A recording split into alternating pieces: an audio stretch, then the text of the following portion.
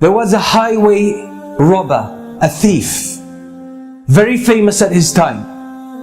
He was in love with one girl and he had the habit of sneaking into her house some way and watching her, observing her for some time.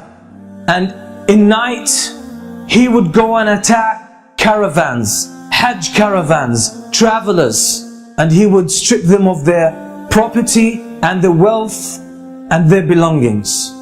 He was notorious to the extent that a lot of the caravans most of the time would change route to avoid that area.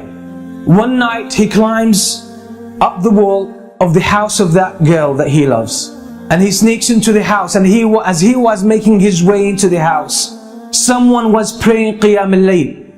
Someone was standing before Allah subhanahu wa ta'ala and praying at night alone, reciting the words of Allah subhanahu wa ta'ala. أَلَمْ يَأْنِ لِلَّذِينَ آمَنُوا أَن تَخْشَعَ قُلُوبُهُمْ لِذِكْرِ اللَّهِ. Hasn't the time come yet for the believers that their hearts pay heed and feel humility to the words of Allah? Hasn't that time come yet?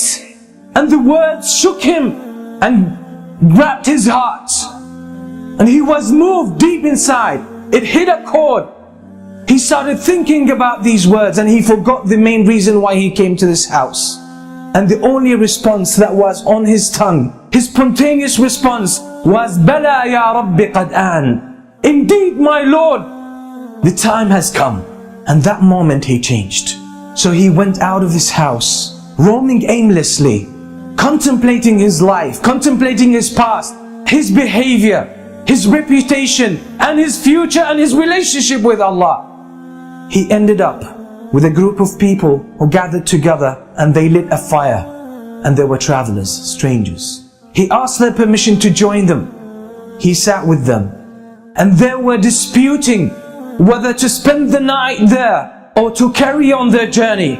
And one of them said, we should stay here because there's that famous thief, that famous robber, that's his area. And if we carry on traveling, we might, or he might jump on us, and we'll be in trouble. So let's spend the night here, then we will set off in the morning. And the name they mentioned, the name of that thief was this very person. It made him think to himself, what did I do that people fear me that much?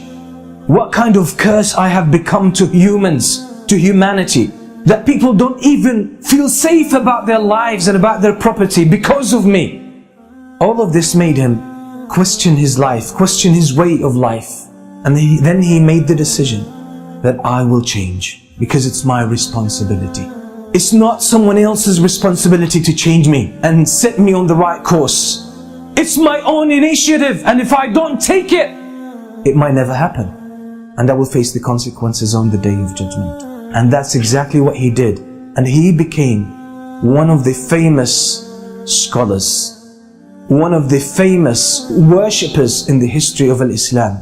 And that's FUDAYL IBN IYYADH. That's the story of FUDAYL ibn Iyadh. Until today, the books that talk about our relationship with Allah subhanahu wa ta'ala, how to purify ourselves, how to become better Muslims, better believers, have dozens of his beautiful statements full of wisdom. Who was one day a thief, famous one. What does that tell us?